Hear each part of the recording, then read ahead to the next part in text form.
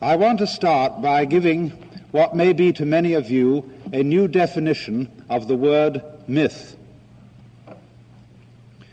As normally used, the word myth means an idle tale, a fable, a falsehood, or an idea that's out of date, something untrue.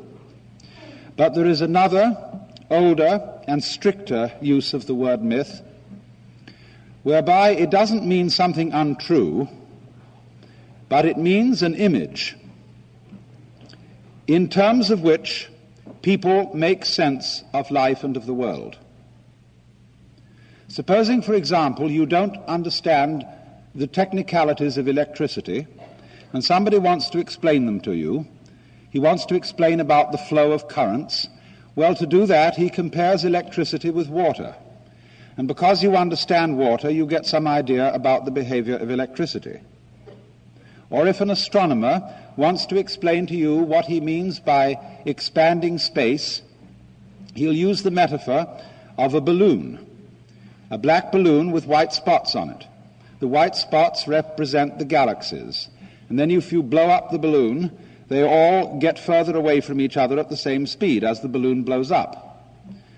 In neither case are we saying that electricity is water or that the universe is a balloon with white spots on it. We are saying it's something like it.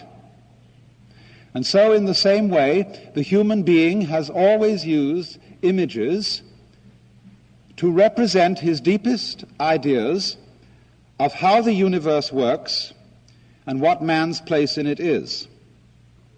And tonight I'm going to discuss certain aspects of two of the greatest myths in this sense of the word which have influenced mankind's thinking. First of all, the myth of the universe as an artifact, as something made, as a carpenter makes tables, chairs, and houses, or as a potter makes pots, or as a sculptor makes figurines. And on the other hand, the image of the world as a drama, in which all the things in the world are not made but acted in the same way as a player acts parts. For these are the two great images which govern respectively the religions of the West descending from Hebraism, that is to say, Hebraism itself, Christianity, and Islam, and on the other hand, the myth which governs those religions which have had their origin in India, most particularly Hinduism itself, and to a lesser extent Buddhism. And I want to make it perfectly plain before I go any further that in talking about these two great religious traditions, in terms of images, I'm talking about the way they express themselves at a rather popular level. Sophisticated Christians and sophisticated Hindus think beyond images. For example, a Christian may think of God as the Father, but a sophisticated and educated Christian does not imagine that God is a cosmic male parent with a white beard sitting on a golden throne above the stars. Nor does a Hindu imagine literally that God is the super showman, the big actor. These images are what it is like, not what it is. And perhaps when I get through with discussing them, we'll be able to ask the question as to whether any of these images still make sense to us in this 20th century when we have a view of the world so powerfully shaped by Western science. Now let me begin then with a few things about the image of the world and thus the image of man as it comes to us from the Hebrew Bible. It's said in the book of Genesis that the Lord God created man out of the dust of the earth, as if he had made of Adam a clay figurine. And then he blew the breath of life into its nostrils, and the figurine became alive. And it said that the figurine was made in the image of God. For God, who is conceived in this particular image as personal, as a living, intelligent spirit, creates in man something like that.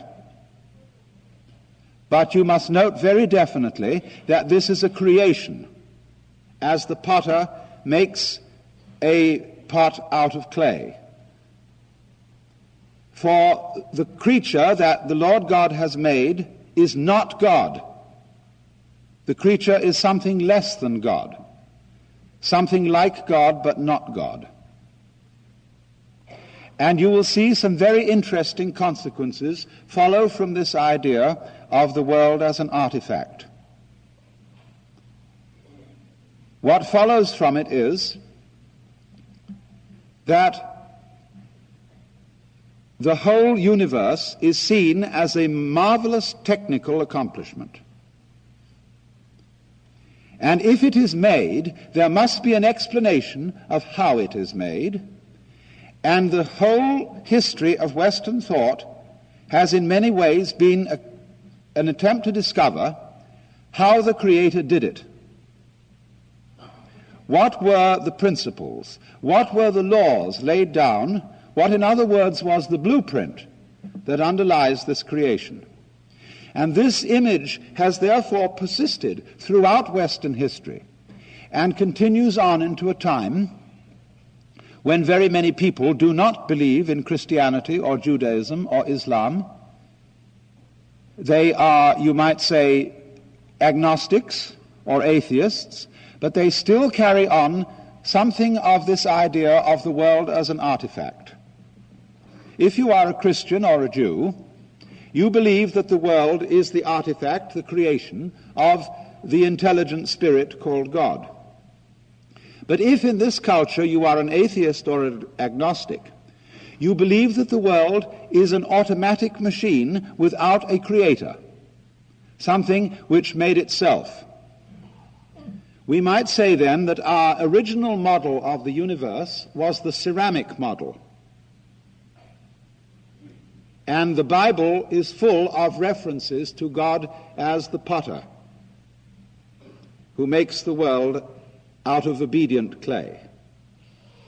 But when Western thinkers in the 18th century began to drop the idea of a personal God, they kept the idea of the artifact. And so we could say that after the ceramic model of the universe, we got the fully automatic model. And still, you see, underlying our way of thinking about things is the question, how are they put together? And if you want to find out, one of the obvious ways to proceed is to take them to pieces.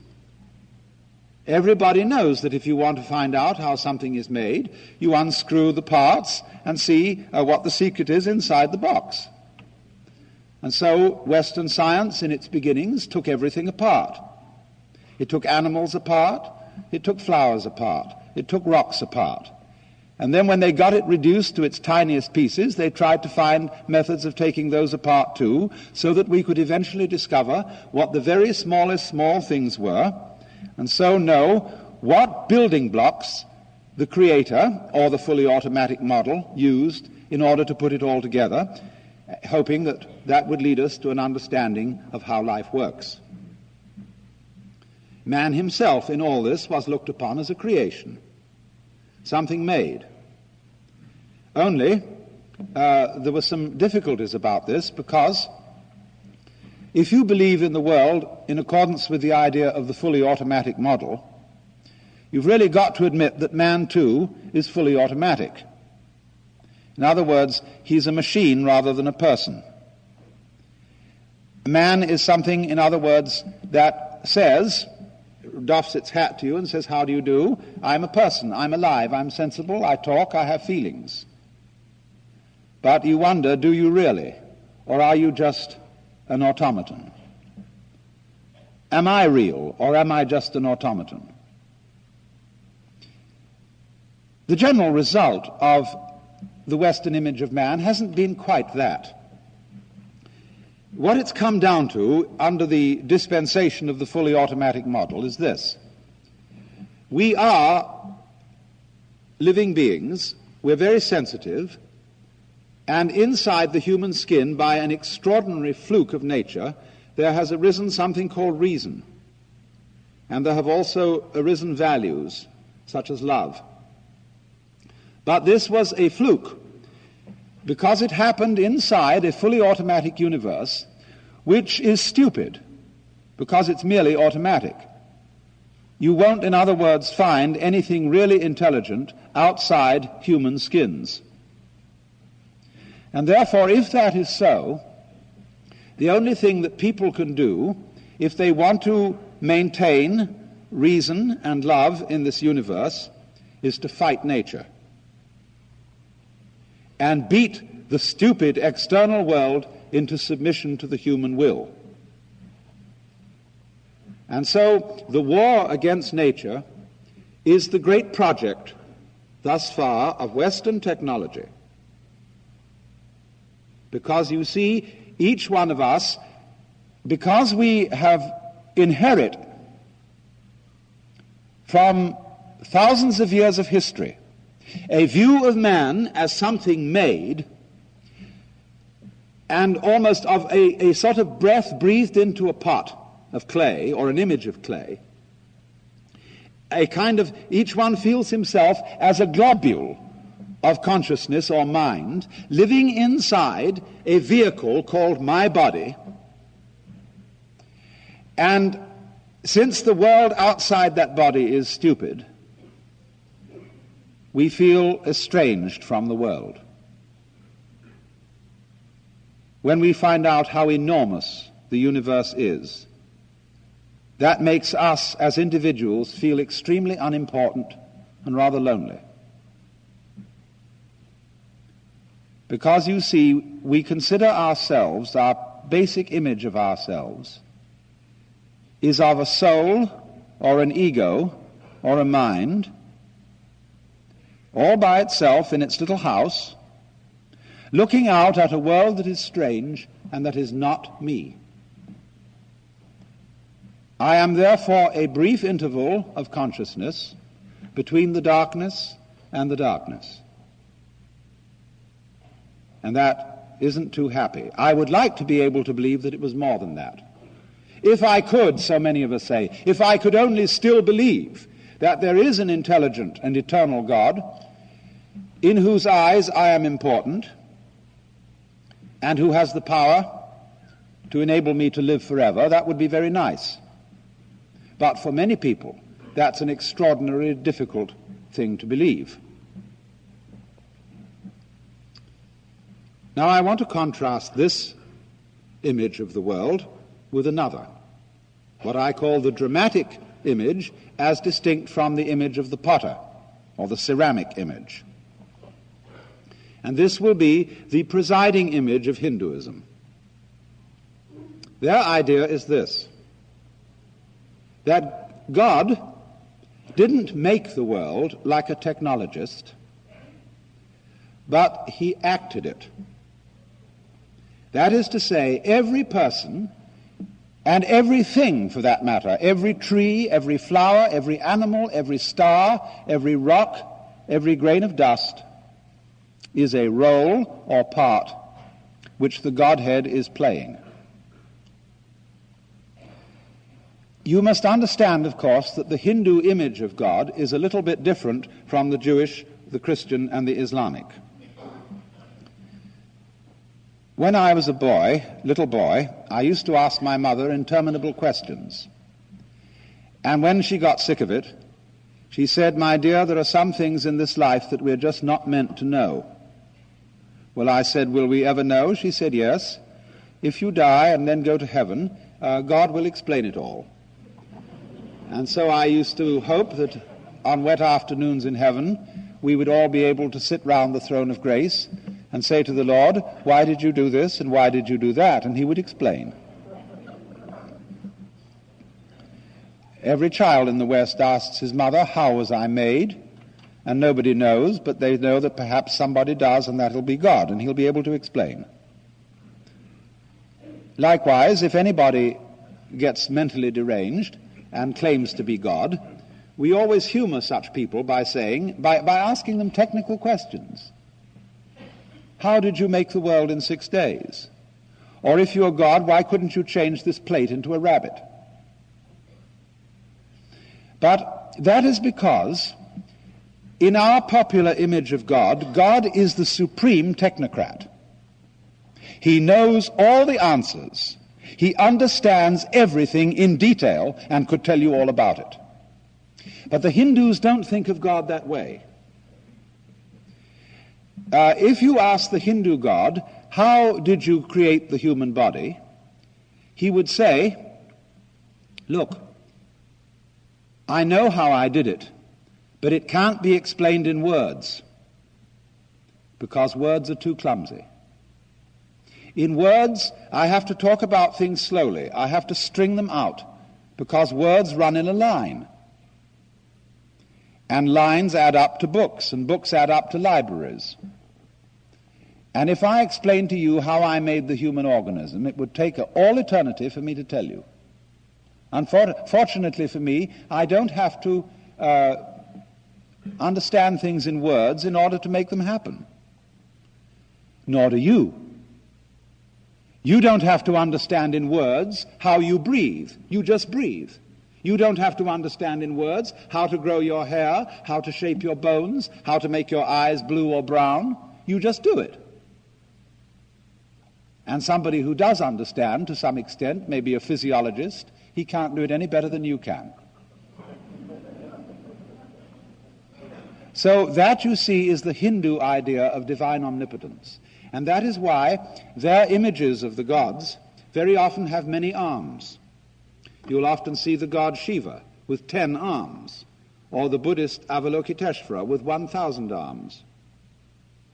And that is because their image of the divine is a sort of centipede. A centipede can move 100 legs without having to think about it. So Shiva can move 10 arms very dexterously without having to think about it. And you know what happened to the centipede when it stopped to think how to move 100 legs. It got all balled up.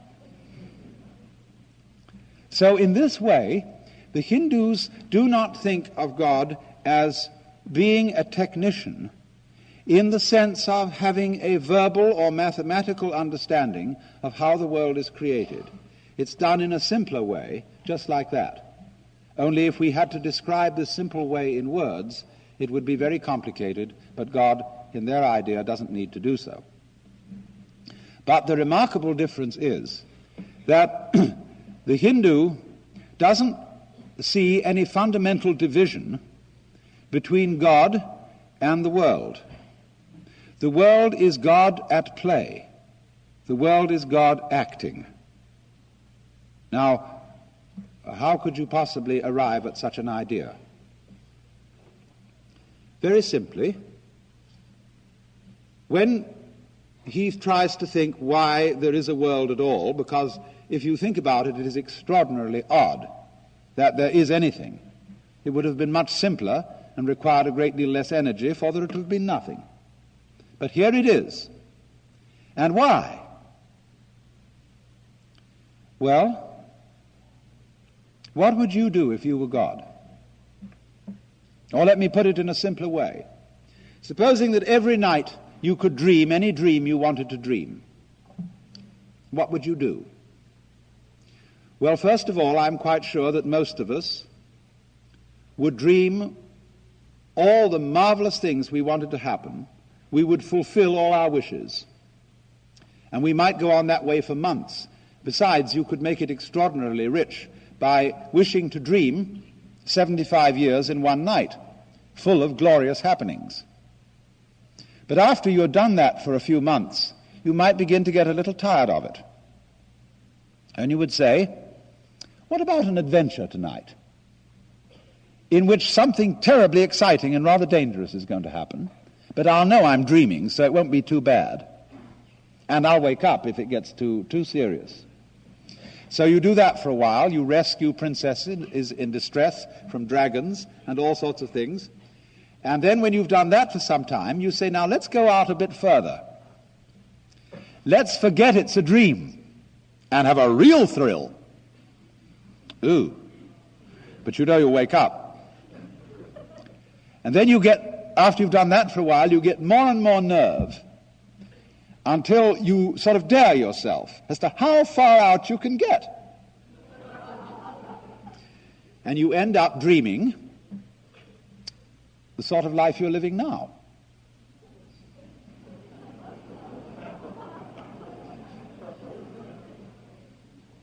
Now, why does one do that? Why would one do that?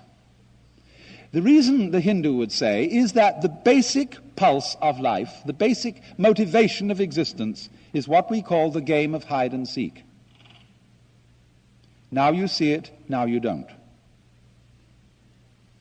You see, everything's based on that, because all life is vibration, pulsing. Light is a pulsation of light-darkness.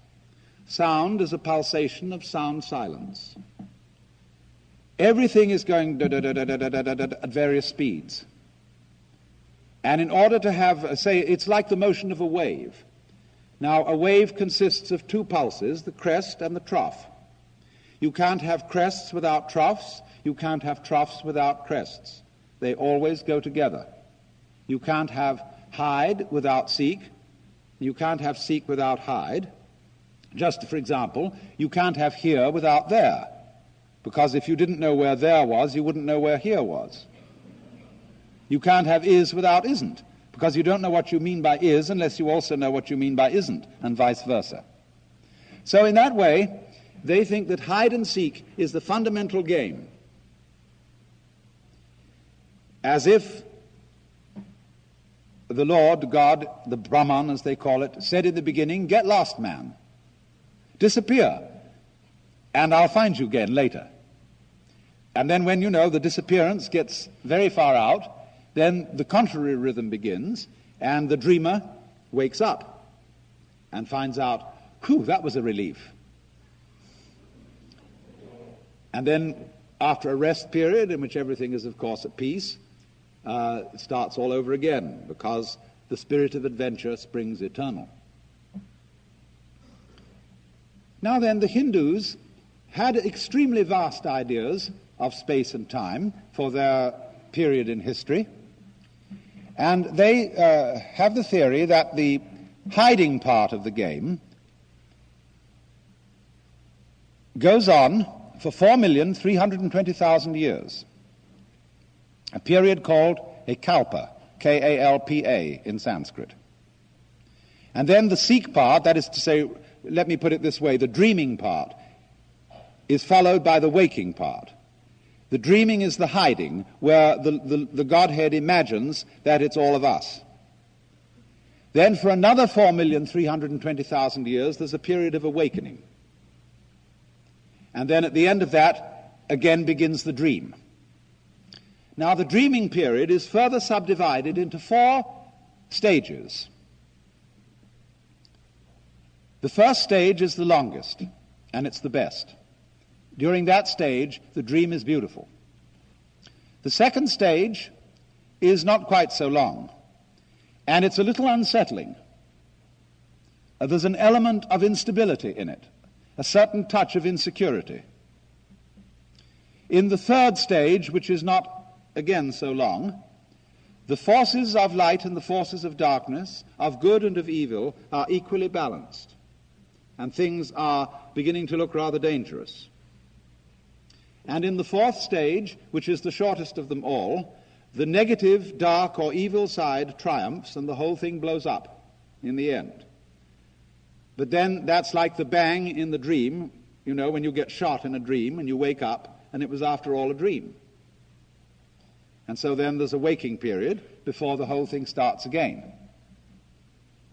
But you will notice, if you compute, I haven't gone into the mathematics of it, but if you do, you will find out that in this drama, the forces of the dark side are operative for 1/3 of the time, the forces of the light side for 2/3 of the time. And this is a very ingenious arrangement, because we are seeing here the fundamental principles of drama. Consider drama. Here is a stage, and over the stage here is what we call the proscenium arch. And out there is the audience. Now, you're supposed to be in the world of reality. So let's suppose this isn't a lecture tonight, but a show. And you've come outside into the show, and you know you're real people living in the real world, but you're going to see a play, which isn't real. There are actors coming on the stage, but behind the scenes here, they're real people like you. But so that you don't see them that way, they're going to put on their costumes and their makeup. And then they're going to come out in front here and pretend to various roles. But you know, you want to be half convinced that what they're doing on the stage is real. And the work of a great actor is to get you sitting on the edge of your chair in anxiety, or weeping, or roaring with laughter, because he's almost persuaded you that what is on the stage is really happening. That is the greatness of his art, to take the audience in. And of course, in the same way, the Hindu feels that the Godhead acts his part so well that he takes himself in completely, so that each one of you is the Godhead, wonderfully fooled by your own act. And although you won't admit it to yourself, enjoying it like anything. Because you mustn't admit it. That'd give the show away. Now, it's a funny thing. When you say, I'm a person, the word person is a word from the drama. You know, when you open a play, that is the script, you'll see the list of the actors, and it's called dramatis personae, the persons of the drama. And the word person in Latin is persona. That means through sound. Something through which sound comes. Because the persona in Greco-Roman drama was the mask worn by the actors, and because they acted on an open-air stage, the mouth was shaped like a small megaphone, and that would project the sound. So the person is the mask. Isn't it funny now how we've forgotten that? And so Harry Emerson Fosdick could write a book called How to Be a Real Person, which, if translated literally, is How to Be a Genuine Fake. Because in the old sense, you see, the person is the role, the part played by the actor. But if you forget, you see, that you are the actor, and you think you're the person, you've been taken in by your own role. You're enrolled. You're bewitched, spellbound, enchanted. So then, look at something else about the drama and its nature. In the drama, there has to be a villain. Unless, of course, you're acting some kind of a non-play, which doesn't have any story. But all fundamental stories start out with the status quo, where everybody's sort of going along, and then something has to come in to upset everything. And the interest of the play is, how are we going to solve it? It's the same when you play cards. Supposing you're playing solitaire. You start by shuffling the deck, and that introduces chaos. And the game is to play order against chaos. So in the drama, somebody has to be the villain and play the dark side. And then the hero plays against him. If you go to the theater for a good cry, then you let the villain win and you call it a tragedy. If you go for a thrill, you let the hero win. But if you go for laughs, you call it a comedy. There are different arrangements then between the hero and the villain. But in all cases, when the curtain goes down at the end of the drama, the hero and the villain step out hand in hand and the audience applaud both. They don't boo the villain at the end of the play. They applaud him for acting the part of the villain so well. And they applaud the hero for acting the part of the hero so well. Because they know that the hero role and the villain role are only masks. And so you see behind the stage, too, there is the green room, where after the play is over and before it begins, the masks are taken off. And so the Hindus feel that behind the scene, that is to say, in reality, under the surface, you are all the actor, marvelously skilled in playing many parts and in getting lost in the mazes of your own minds and the entanglements of your own affairs, as if this were the most urgent thing going. But behind the scenes, in the green room, you might say in the very back of your mind and the very depths of your soul, you always have a very tiny sneaking suspicion that you might not be the you that you think you are.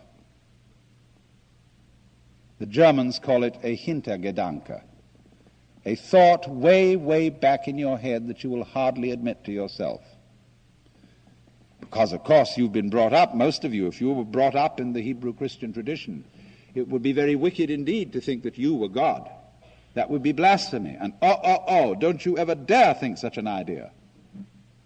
Which, of course, is all as it should be, because the show must go on. Until, of course, the time does come to stop. Now, you will see that this involves two quite different ways of dealing with the fundamental question, two fundamental questions. One, what is man? That is, who are you? And in the Hebrew Christian answer, we more or less say, well, I'm me. I'm Alan Watts. I'm John Doe. I'm Mary Smith. And I firmly believe I am, because I really oughtn't to think anything else, ought I? And that me is a finite ego, or a finite mind, whatever that is. On the other hand, the Hindu will say that the real self, which he calls Atman, A-T-M-A-N, is what there is. It's the works. It's the which than which there is no whicher, the root and ground of the universe and of reality. The next problem where they differ so sharply is, well, why have things gone wrong? Why is there evil? Why is there pain? Why is there tragedy? Now, in the Christian tradition, you have to attribute evil to something else besides God. There, God is defined as good. And he originally created the scheme of things without there being any evil in it. But there was a mysterious accident in which one of the angels, called Lucifer, didn't do what he was told. Man, there was a fall of man. Man disobeyed. He went against the law of God. And from this point, evil was introduced into the scheme of things, and things began to go wrong, that is to say, against the will of the perfectly good Creator. Now, the Hindu thinks in a different way. He feels that the Creator, or the actor, is the author of both the good and the evil. For the reasons that I explained to you, you have to have the evil for there to be a story. And in any case, it isn't as if the Creator had made evil and made someone else its victim. It isn't like saying God creates the evil as well as the good, and poor little us are his puppets and he inflicts evil upon us.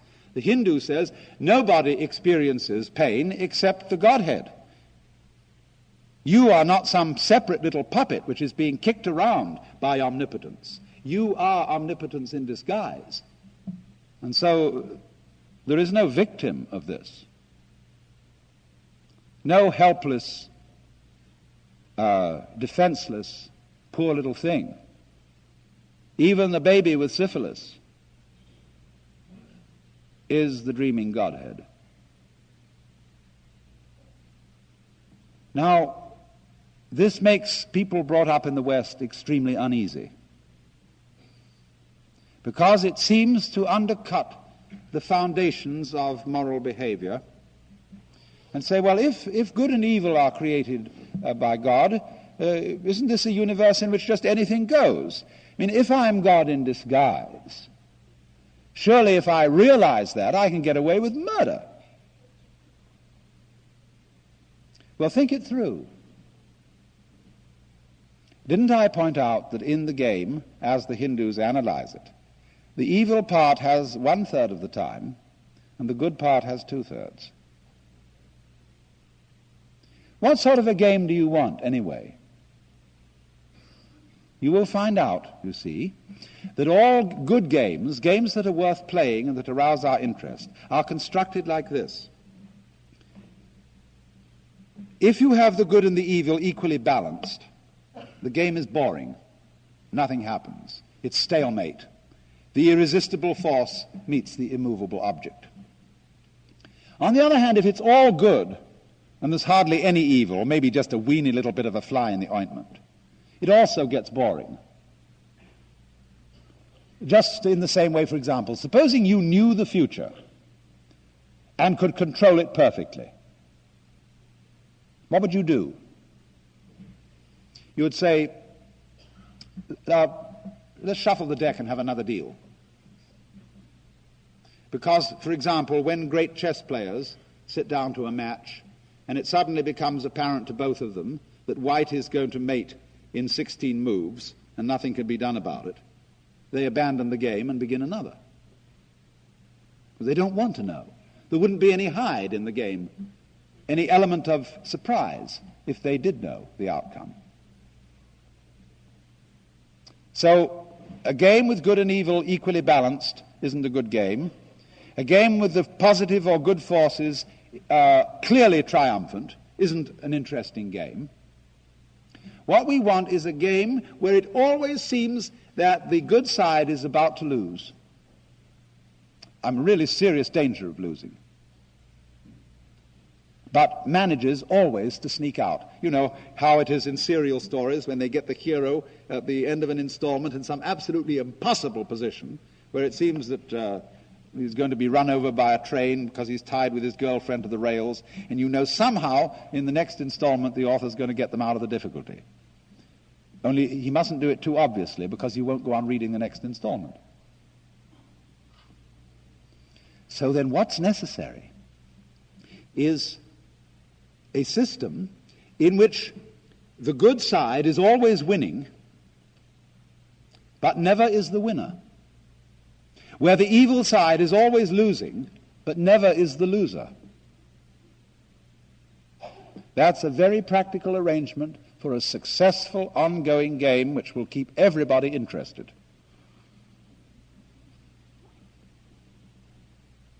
And you must watch this in practical politics. Every in-group or group of nice people needs an out-group of nasty people. Otherwise they wouldn't know who they were.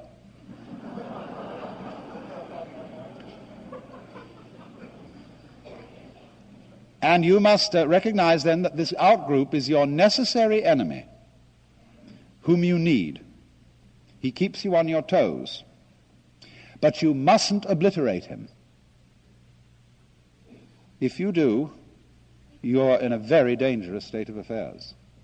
So you have to love your enemies in this sense, regard them as highly necessary, and to be respected chivalrously. We need the communists, and they need us. The thing is to cool it and play what I call a contained conflict. When conflicts get out of hand, all sides blow up. Oh, of course, I suppose then there's another deal, maybe 1,000,000 years later. Now, let me see if I can for a moment put these two visions of the world together. It seems that if you believe the Christian, Hebrew, Islamic view, that you can't admit the Hindu view. Because if you're a Christian, the one thing you cannot believe, if you say you're at all Orthodox, you're an Orthodox Protestant Bible type, or if you're a Roman Catholic, you can't believe that you are God. And so that excludes Hinduism, apparently. But let's go back to Judaism for a minute and ask this question. If Judaism is the true religion, can Christianity be true too? No. No. Because there's one thing in Christianity that the Jew can't admit, and that was that Jesus Christ was God. That is unthinkable for a Jew, that any man was indeed God in the flesh. All right, second question. If Christianity is the true religion, can Judaism be true too? The answer is yes, because all Christians are Jews. That is to say, they have taken in the Jewish religion, lock, stock, and barrel, in the Old Testament, into their own religion. Every Christian is a Jew plus something else, which is his particular attitude to Jesus of Nazareth. Now then, let's play this game once again. If Christianity is true, can Hinduism be true? The answer is no, for the reason that we've seen. The Christians will say Jesus of Nazareth was God, but you aren't. I'm not. Now then, if Hinduism is true, can Christianity be true? The answer is yes, because it can include it. But how? What would be the attitude of a Hindu to a very sincere and convinced Christian? He would say, bravo. Absolutely marvelous. What an act. Here in this Christian soul, God is playing his most extraordinary game. He is believing and really feeling that he's not himself. And not only that, but that he is living only one life. And in that life he's got to make the most momentous decision imaginable. In the course of this 80 years and 10, he's got to choose between everlasting beatitude and everlasting horror. And he's not quite sure how to do it. Because in Christianity there are two sins to be avoided, among others. One is called presumption, and that is knowing surely that you are saved.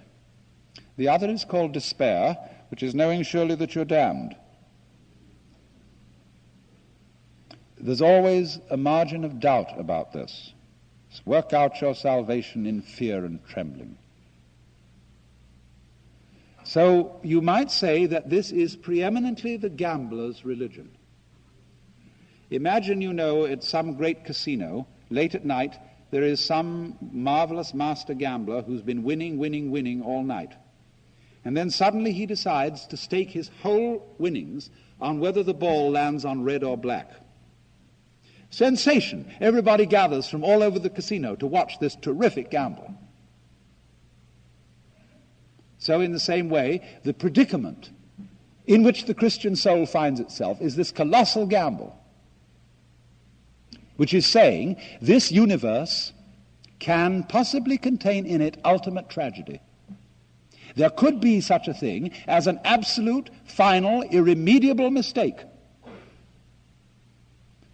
And what a horror that thought is.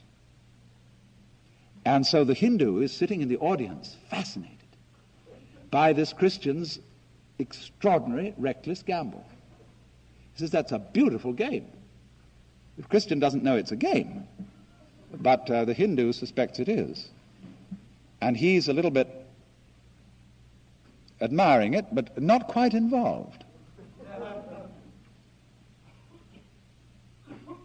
Now you would say, perhaps, now you ought to be involved. Give your whole self to this.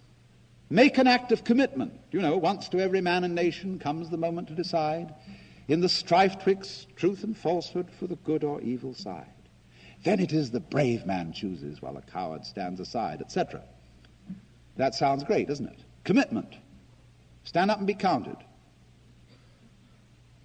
It is a virtue, but on the other hand, do you see another virtue, what we call being a good sport? If your enemy in the battle of life is to be regarded as an absolute enemy, who is pure evil, black as black can be, you can't be a good sport. You can accord him no chivalry, no honors of battle. You've got to annihilate him by any means possible, fair or foul. And that leads to some pretty sticky situations, especially when he has the means of annihilating you in just the same way. But if, on the other hand, in all contests, you know that while you're going to take it seriously and regard it as very important, in the back of your mind, in that little Hintergedanke, you know it is not ultimately important, although very important. And this saves you. This enables you to be a good player. You may worry about the word play, because we often use the word play in a trivial sense. Oh, you're just playing. Is life, you mean life is nothing but a game? The Hindus indeed call the creation of the universe the Leela, or the game, or the play of the divine. But we also use play in other senses. When you see Hamlet, which is by no means trivial, you are still going to a play. In church, the organist plays the organ. And in the book of Proverbs it is written that the divine wisdom created the world by playing before the throne of God. Play also, you see, has a deep sense. When we say music, even the music of Bach, as a great master of what we call serious music, is still playing. And so in the deeper sense of play, the Hindu sees this world as play, and therefore that the intense situations, personally, socially, and so on, that we're all involved in, are seen not as bad illusions, but as magnificent illusions, so well acted that they've just about got most of the actors fooled, so that they've forgotten who they are.